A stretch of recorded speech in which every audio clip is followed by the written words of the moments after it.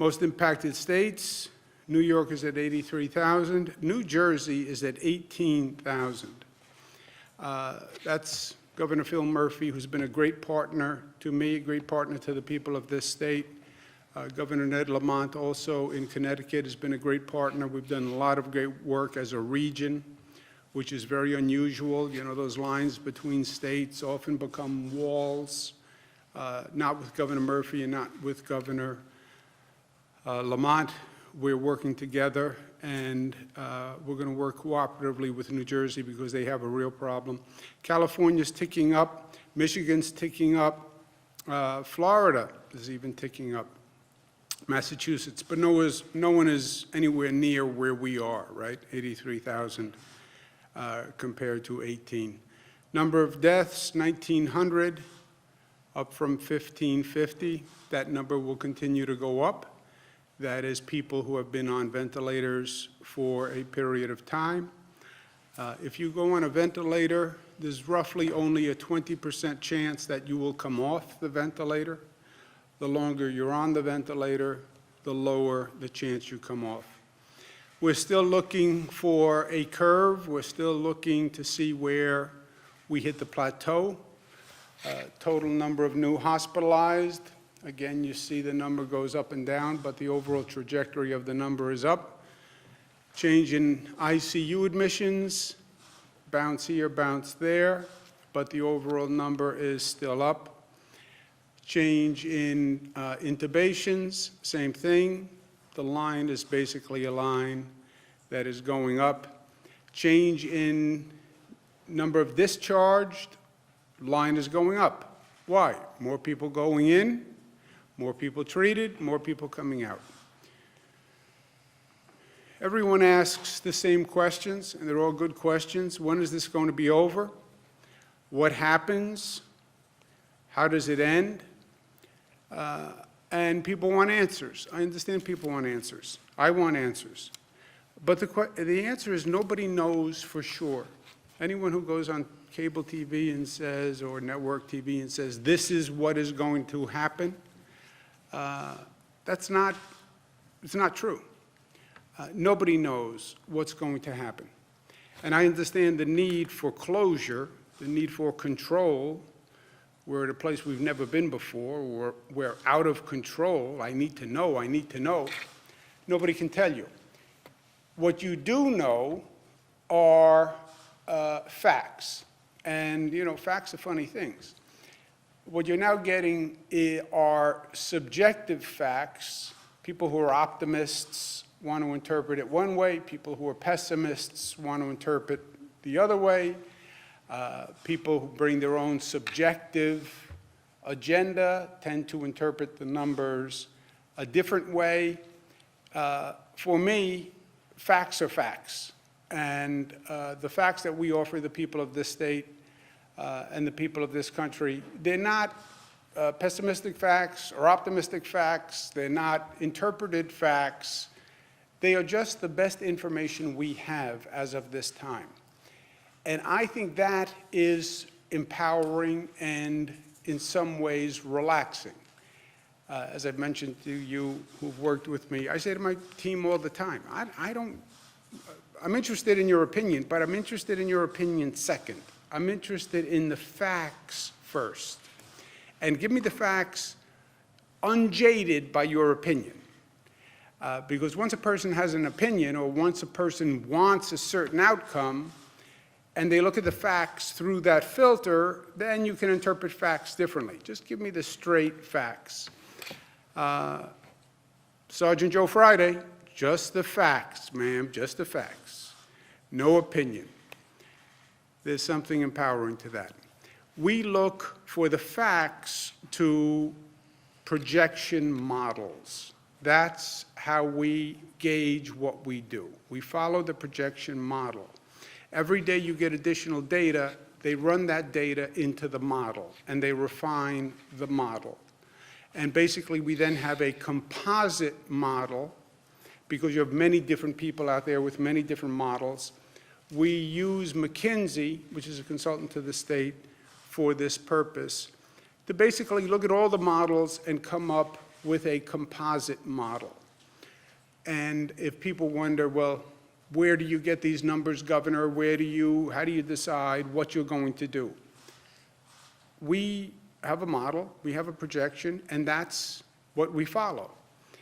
The current model, and the model, by the way, even more maddening, the model changes the more data that comes in, because they started with assumptions and presumptions, and then the more data that comes in either affirms or discounts their presumptions that they started with. So they refine the model over time, and the model changes, and the numbers change. But what we're looking at now is the apex, top of the curve, roughly at the end of April, which means another month of this. The apex, the recent number is you could need 110,000 COVID beds. What does that mean? Beds for COVID people, as opposed to other people who are in the hospitals for other reasons. 37,000 ventilators. That is our current model. That model is based on minimum or minimal impact from social distancing. Meaning what? One of the great variables is how effective is the social distancing? Are people doing it? Are they complying with it? And to what extent and how effective is it? Nobody knows that answer. So they do different projections depending on how well social distancing works, how well people comply with it, and then how effective it is. Minimal social distancing impact is where we get the 110,000, 37,000 ventilators. High compliance with social distancing, you still have 75,000 COVID beds as opposed to 110, you're 25,000 ventilators, okay? So when I keep pushing for high compliance on social distancing, it's because high compliance on social distancing will reduce the number. This is what they began talking about, flatten the curve, flatten the curve, flatten the curve with social distancing. This says, this is the difference between high compliance with social distancing and less compliance. If you have high compliance, you're down to 75,000 COVID beds, 25,000 ventilators. Less, it goes up to 110 and 37. Interestingly, both are looking at the same point of apex. It's just a lower apex. Both models say you apex at the end of April, just lower, a lower need at that apex. And that is what we want, because this all comes down to, at the apex, can your hospital system manage the volume of people coming into the hospital system? That's all this is about at the final analysis. Now, there are also different models out there based on different presumptions. People studied China, people studied Wuhan. Well, if you have the same compliance that you had in Wuhan. Wuhan basically just locked up society. I don't even know that if the federal government enacted the Wuhan model that the American people would comply. We have a totally different social structure, governmental structure. So you have different models that project higher or lower. What we're doing with McKinsey is studying all of them and coming up with a moderate model that is a basis for us to make planning decisions, because I have to make decisions. And I want to make the decisions off the numbers, so that's what we're doing. It's not to say that there aren't other people with other opinions. There are many people with many opinions. And some have the apex happening sooner, some have the apex happening later. You can find people who believe the apex will come in 7 days. You can have people who say the apex won't come for 6 weeks. You have that kind of range. You have a broad range on the number of beds. You have a broad range on the number of ventilators. Our course, for planning purposes, is a moderate model, because in truth, the higher models, we don't even have a chance at meeting that capacity anyway. You say over 110,000 beds. There is no possible way we could get there. So in some ways, an overly aggressive estimate doesn't even mean anything to us, because it's just unachievable. People ask, well, what's going to happen? And Dr. Fauci said yesterday or the day before, the days blend together, estimated 100,000 Americans may pass away. Some people have said 100 to 200,000 Americans may pass away before this is over. When is it over? When you achieve what they call herd immunity. How do you say 100 to 200? That's a broad range. Well, it goes back to the other point. Nobody really knows. But 100 to 200, you're saying a significant amount of people lose their lives. There is a group that is funded by the Gates Foundation, thank you very much, Bill Gates, that projects 93,000 Americans will lose their life by the time this is over. That model suggests 16,000 New Yorkers will pass away by the time this runs its course. My guess is, so when Dr. Fauci says 100,000, there are models out there that make these types of projections. And what would that mean to New York? That would mean about 16,000. Frankly, that would mean that New York is only 16% roughly of the number of deaths. I don't even understand that, since New York is so much higher right now. But what that does say to the rest of the nation is, this is not just New York. If you believe these numbers, 16,000 deaths in New York, that means you're going to have tens of thousands of deaths outside of New York. So to the extent people watch their nightly news in Kansas and say, well, this is a New York problem, that's not what these numbers say. It says it's a New York problem today. Tomorrow, it's a Kansas problem and a Texas problem and a New Mexico problem.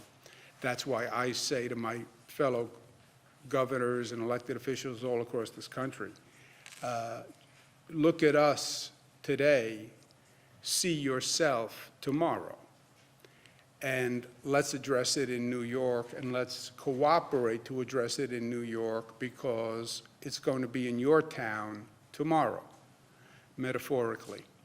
And if we learn how to do it right here, or learn how to do it the best we can, because there is no right, it's only the best we can, then we can work cooperatively all across this country. The other thing this model says, people say, well, when is it over? 2 weeks, 3 weeks, 4 weeks?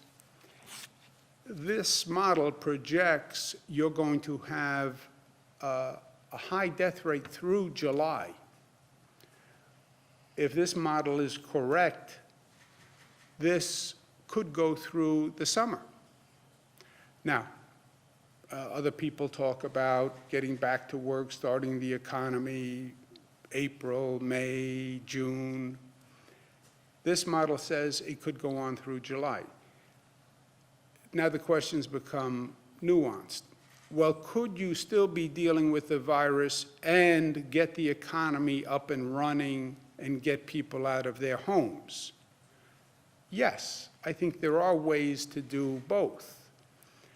Not picking between human life and the dollar bill, because no one is going to pick a dollar bill over human life. But can you come up with a public health strategy that is consistent with people getting out of their homes and starting to get back to work? Yes, you can. My opinion is the best way to do that is to come up with a rapid testing procedure where people can test, they know who's positive, they know who's negative, and they know who can go back to work and come up with a test quickly, and they're starting, that is readily available, that people can do at home, so you can take the test, know where you are, and we can start ending this terrible situation that we're in. Also, you come up with testing and rapid testing. Not only do you get up and get the economy running, you end the anxiety. The anxiety is what is most oppressive here. Not knowing if I'm positive, if my friend is positive, if my loved one is positive, not knowing when this is going to end. The anxiety of dealing with this isolation day after day after day. It's like a bad Groundhog movie, you know? Day after day after day. When does it end? How does it end? I don't know. I'm out of control. I think that testing is going to be the best mechanism to try to work through that. On the good news front, we have new testing available in New York. Regeneron, which is a great New York company, has created 500,000 testing kits at no charge. Thank you, Regeneron. And they are distributing them across the state. Corning, another great company, has donated 100,000 tubes and $500,000 at reduced cost, so we can do more tests. New York is very aggressive on testing. We have been from day one, and we think that has helped us slow the spread of this virus. My favorite topic, young people must get this message, and they still have not gotten the message. You still see too many situations with too much density by young people. They can get it. They're putting their lives at risk. This can kill young people, rare circumstances, but it can. But you get infected, you give it to someone else. So think about somebody else. And I've said this 100 different ways. The compliance is still not where it should be. You saw the models on the differential in the compliance versus major compliance and minor compliance. So we're going to take more dramatic actions. We are going to close down the New York City playgrounds. I've talked about this for weeks. I warned people that if they didn't stop the density and the games in the playgrounds, you can't play basketball. You can't come in contact with each other. That we would close the playgrounds. I've spoken to Speaker Johnson from New York City, who feels very strongly about this, who did from day one. We agreed initially with the mayor that we would try compliance, and the mayor was going to try to use the NYPD to enforce compliance, social distancing in playgrounds. It is still a problem. We're working with the speaker, we're working with the mayor, but we're going to close down the city playgrounds and leave the open spaces available. So use the open space in a park, walk around, get some sun, great.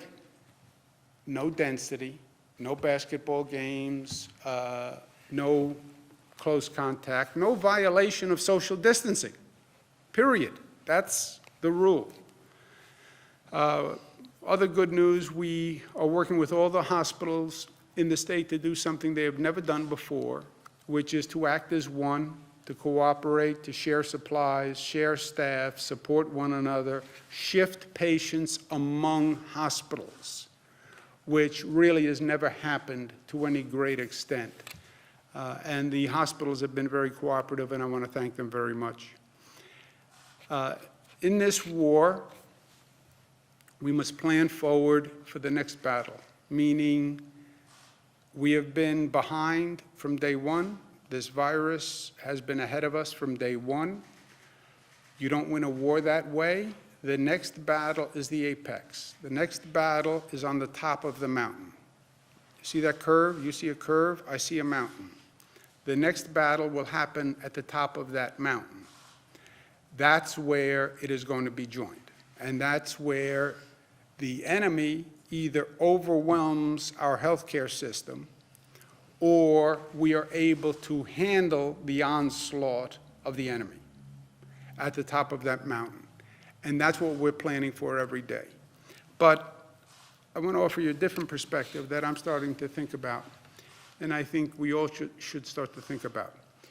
As a society, beyond just this immediate situation, we should start looking forward to understand how this experience is going to change us, or how it should change us, because this is going to be transformative.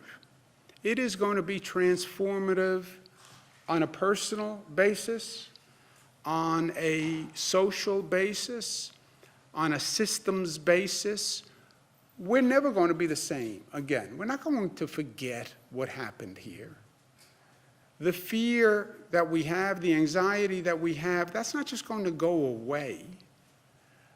When do we get back to normal? I don't think we get back to normal.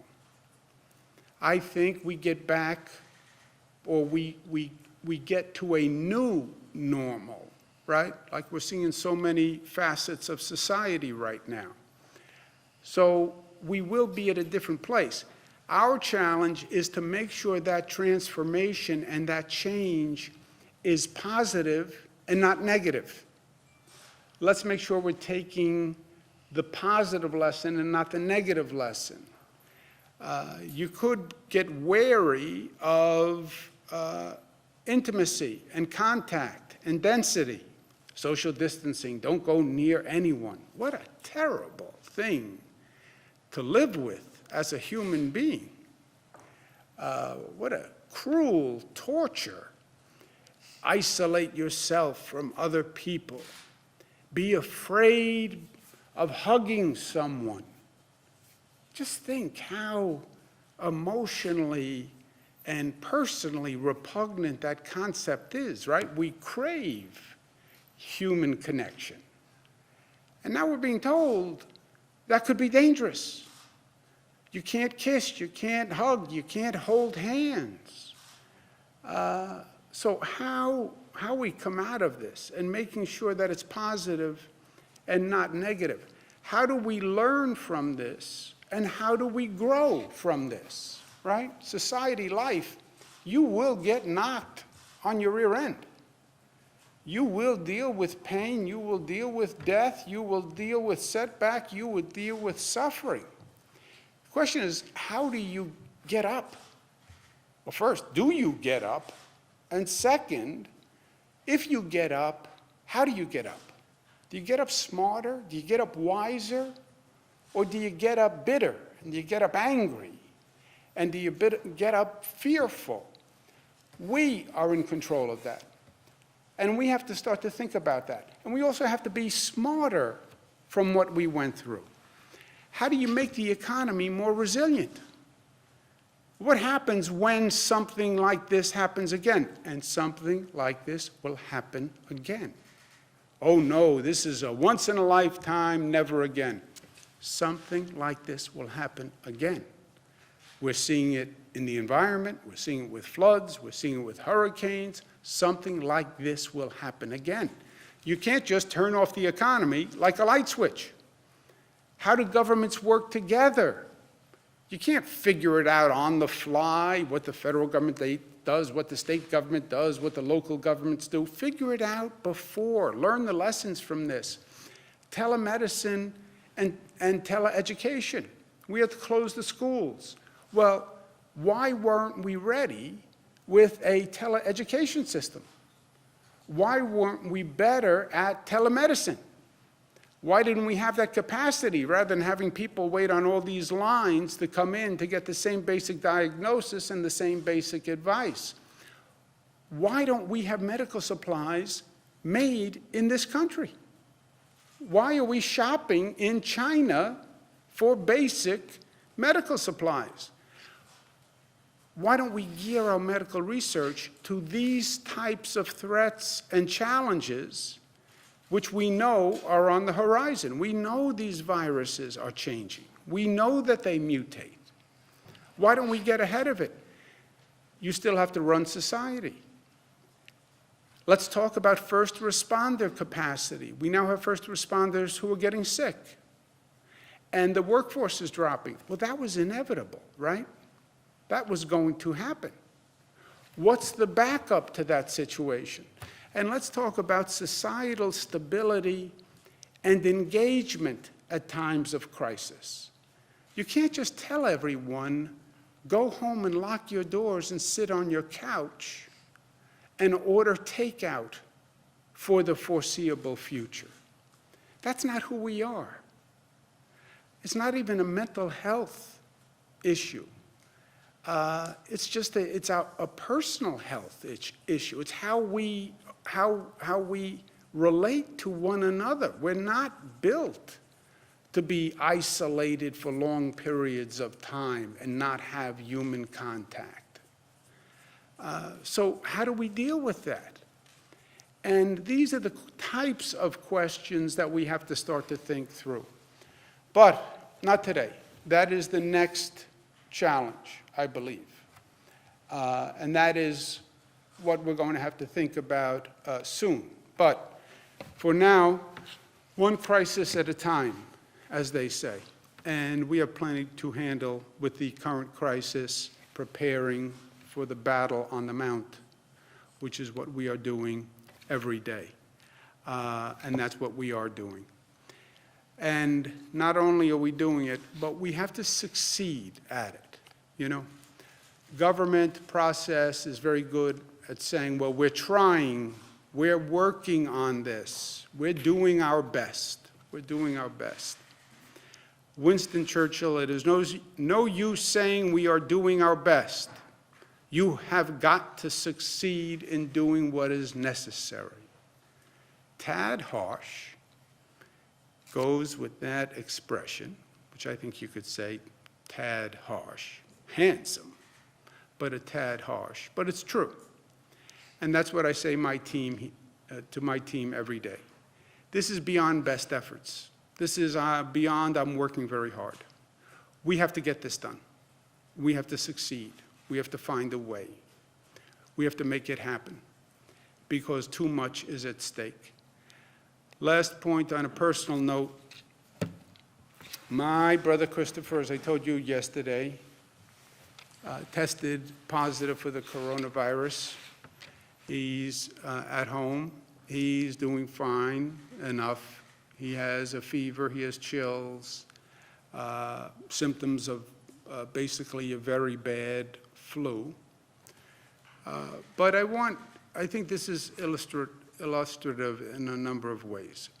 First of all, anyone can get this disease.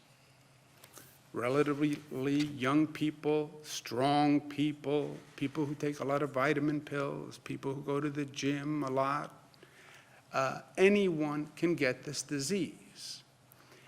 There is no superhero who is immune from this disease. That goes for a New Yorker, as well as a Texan, as well as a Californian. Anyone can get it. No one can be protected from it. I couldn't protect my own brother. With all he knows and as smart as he is, he couldn't protect himself. So anyone can get it, and everyone has to be protected. I understand the data. I understand 80% self-resolve, 20% go in the hospitals. Christopher is not in the category that is problematic. By all the data, he should have it. He'll have it for a period of time, and he will then resolve. If he has bad symptoms, he'll go into the hospital, he'll be treated, and he'll be released. That's what all the numbers say. Even though that's what all the numbers say, when he told me he had the coronavirus, it scared me. It frightened me. Why? Because we still don't know. We still don't know. And even if there's just a 1%, 2% chance, It's frightening. It is frightening. It frightened me. And I deal with all sorts of stuff, and I've seen all sorts of things, and it frightened me.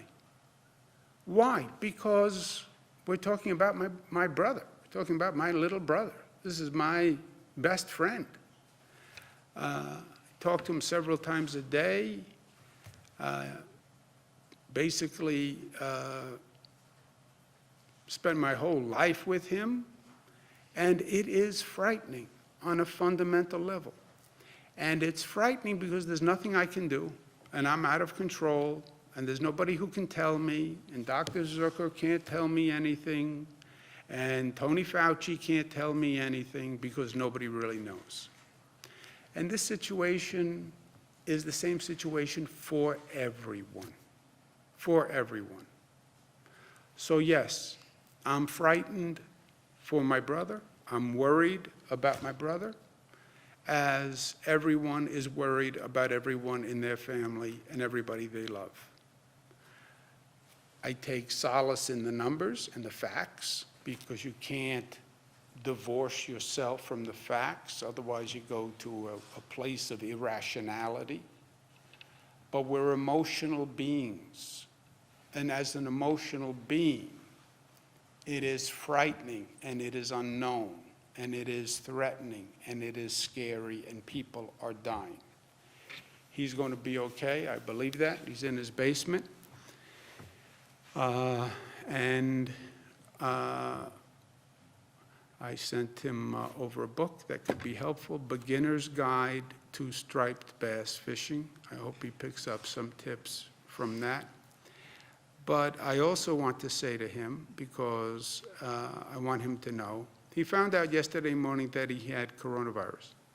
He did his show last night. He did a show last night from his basement. What a gutsy, courageous thing to do.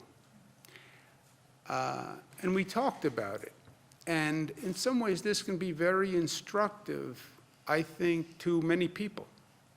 Because everybody wants to know, well, what happens if you get coronavirus? All right, he did. And he does this show every night. Maybe some nights he won't be able to do it, but he does this show every night. So what's the positive? Show the country what it means to have coronavirus. And that information, that experience, can be helpful to people.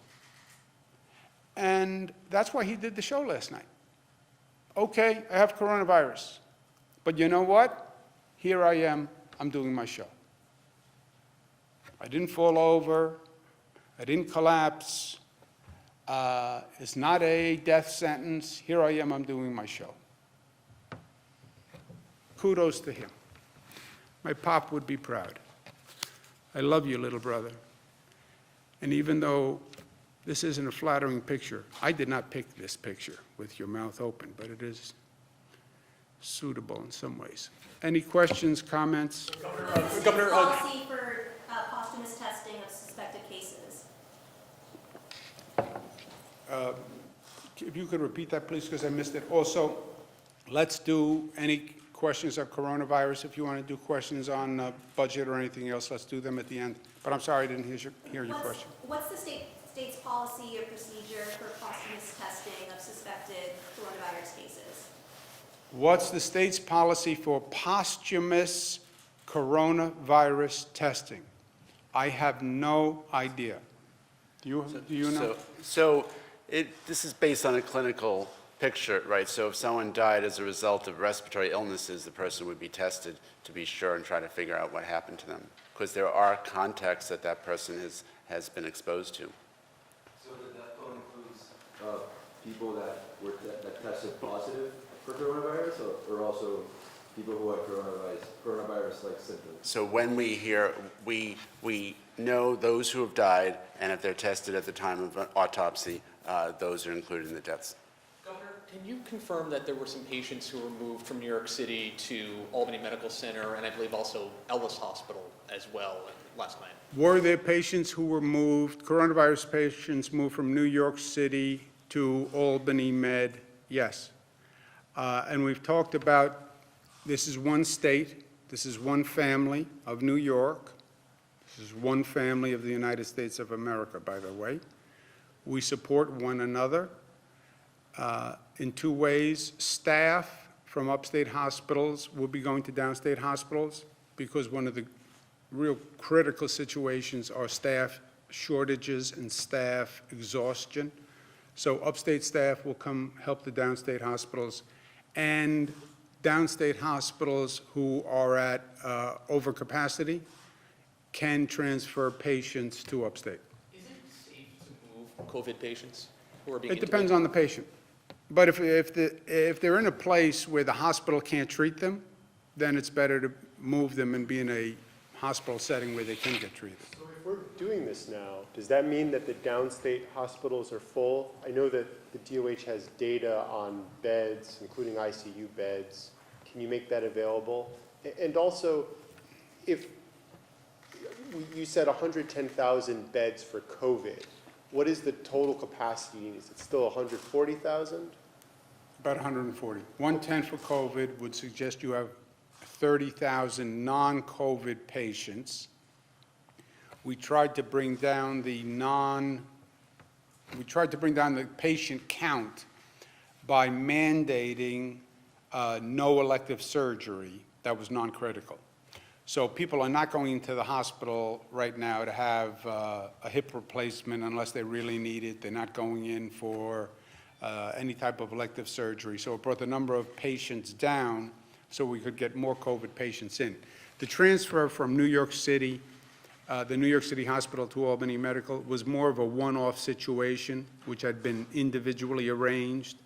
We are now, Department of Health is now coordinating all transfers. And you're right, the first step is transfers within the system.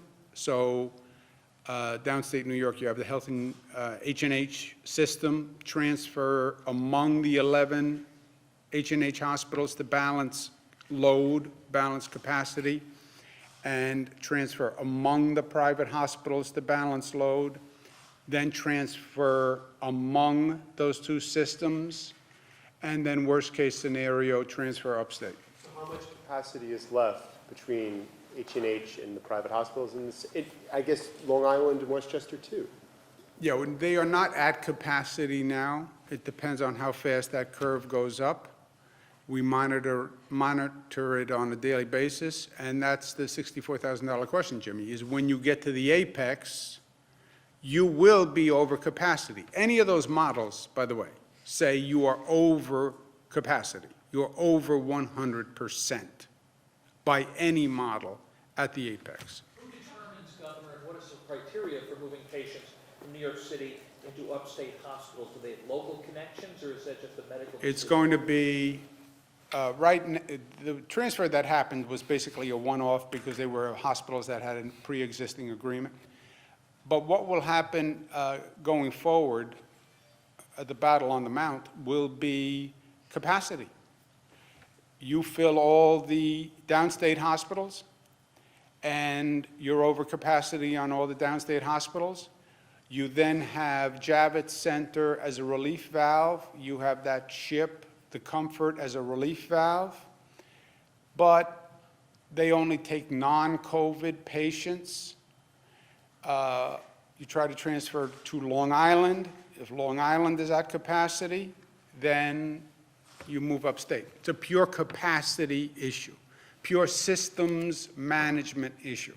For example, contemporary hospitals in New York and the You've had suburbs helps. several New Yorkers sort of shoulder to shoulder watching the ship come into New York.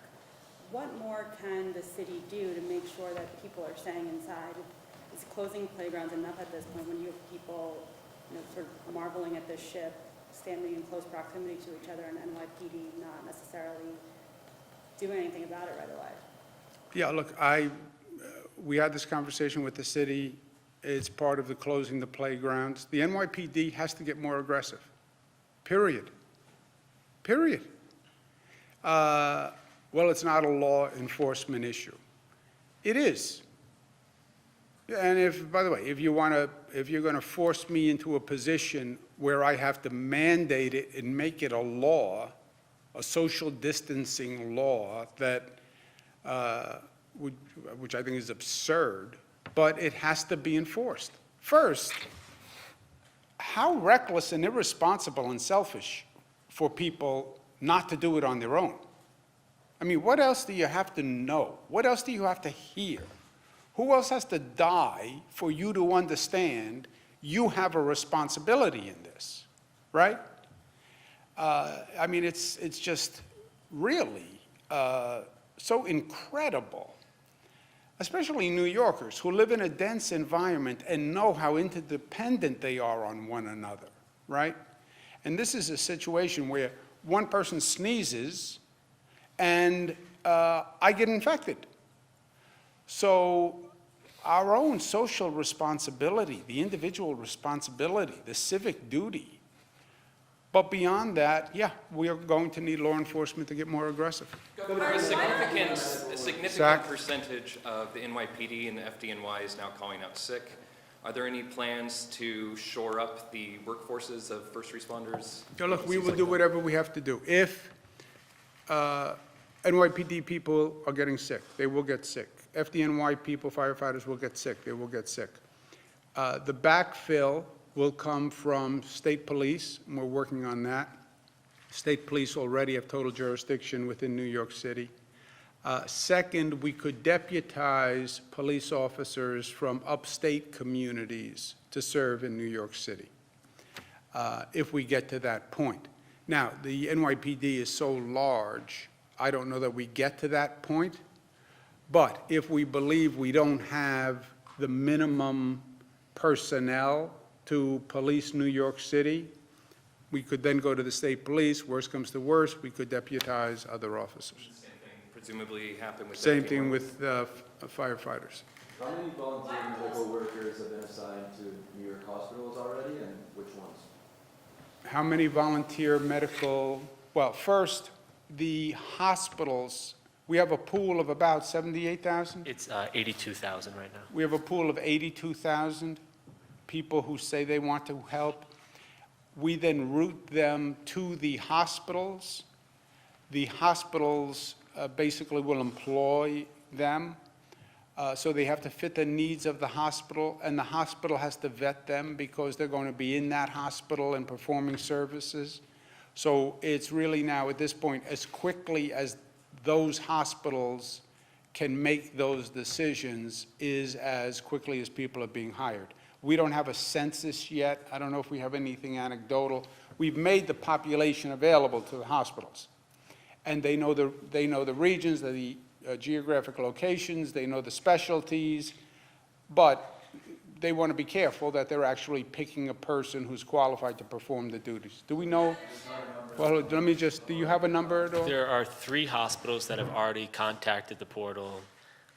They're looking at about 1,500 personnel, and hopefully those connections, by talking to the hospitals, will be at least hired by Thursday. When they're in the hospitals, unknown. That has to be worked out between the hospital and the healthcare employee themselves.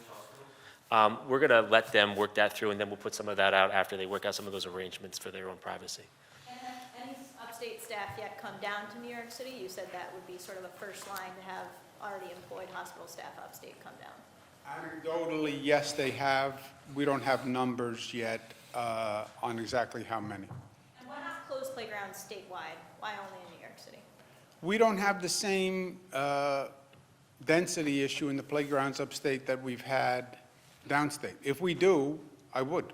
When are more temporary hospitals in New York and the suburbs coming online? When we need them. The temporary hospitals are the ultimate overflow valve and are not without difficulties in and of themselves, right? They are really the last of the last resort. You still need staff, you still need equipment. They are really available if you max out your bed capacity. My fear is on the hospital capacity, there are 3 components. Beds, which literally mean beds, staff, and equipment. You will run out of staff before you will run out of beds. And you may run out of equipment before you run out of staff. That's the situation we're in. Governor, what do you make of religious charities like Samaritan's Purse running temporary hospitals in New York City? Anybody who can help, God bless. Governor, on the federal stockpile of ventilators and other medical equipment, I'm not sure if you saw the story in Politico about USAID having issues sending our supplies to other countries while the federal government was ostensibly sending people to go to other countries to look for supplies, and some of the confusion there. The mayor of Chicago has said that she is skeptical of the federal government's being completely honest with her about the stockpile. Do you think when you speak with President Trump and other folks at the White House and the federal government, do you think they're being completely honest and truthful with you about the stockpile? I don't know what they have in the stockpile. I only know what I read. And look, I was in the federal government. I don't even know, is there one stockpile? Are there multiple stockpiles? I don't know. Do I think the federal government has enough in the collective stockpiles, enough in their possession to meet the need? I don't know, but I pray that they do, because that is the only option. I cannot buy a ventilator for $1 million. Well, maybe for $1 million I could buy a ventilator, but you cannot buy ventilators. Remarkably, in a real cruel twist of fate, China is the main manufacturer for all these things. It all comes back to China. Where do we get the masks? China. Where do we get the gowns? China. Where do we get the gloves? China. Where do we get the ventilators? China. I mean, I don't know how we got into this position. And then China is selling to the world, literally. So a state, and every governor will tell you this, they're trying to buy, I'm trying to buy, I'm calling everyone I know, but it all comes back to China. And then you have the federal government that is also buying. So really, the only hope for a state at this point is the federal government's capacity to deliver. That's why the Defense Production Act came up weeks ago, right? The Defense Production Act gives the President of the United States power to say to a company, you make this. The whole discussion was about ventilators. Look, you have a shortfall on gowns. American companies can make gowns. They're not like wedding gowns. They're like paper gowns. Make the gowns, make the gloves, make the masks. You know, why are we running out of these basic supplies? We need to maybe rethink some systems. Does this make you more of an advocate for something like either a universal basic income or maybe a single-payer, centrally managed health system, which is kind of what you're doing now? I don't know, Jimmy. I think it's even more basic than that. How do you keep the economy running? See, no system will work if the entire economy is closed down. Universal basic income, who's supposed to pay, you know, if nothing is working? The federal government just increased unemployment to 600, you know, Yeah, they're just printing money, but you know, there's only so long you can print money. You can keep the printing press running, but ultimately there has to be some revenue being generated somewhere. How do you have a resilient economy? How do people really work from home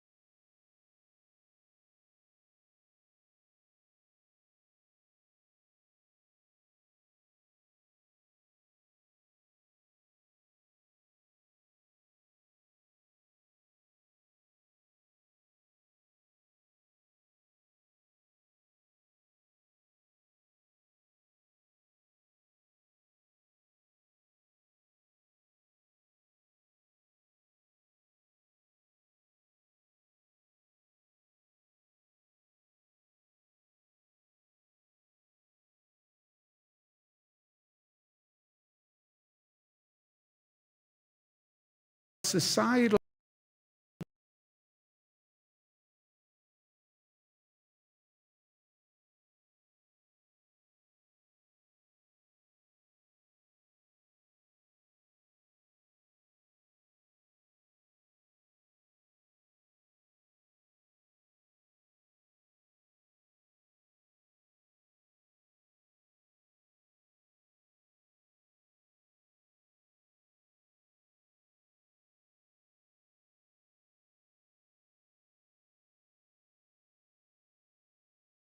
tell everyone